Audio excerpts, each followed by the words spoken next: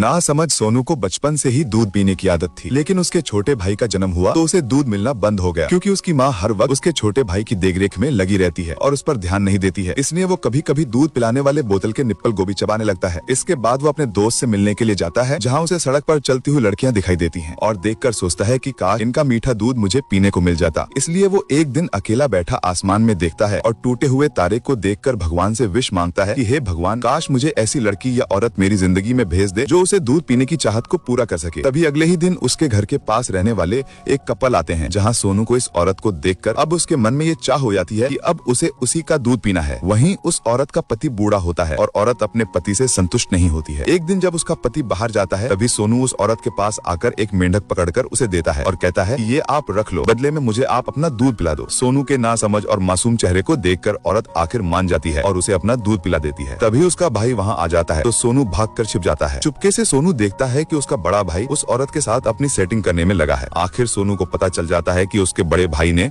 उस औरत को फंसा लिया और उसके साथ वो सब कर रहा है। वो जब गाड़ी के पास जाकर देखता है तो उसे गाड़ी से अजीब आवाज आती है और कुछ देर बाद गाड़ी के दरवाजे से दूध बहता हुआ नीचे गिरता दिखाई देता है। तो वो दूध को उंगली से छूकर देखता है कि ये दूध तो मीठा है, लेकिन उसे नहीं मालूम था कि उस दूध में कुछ और भी मिलावट है।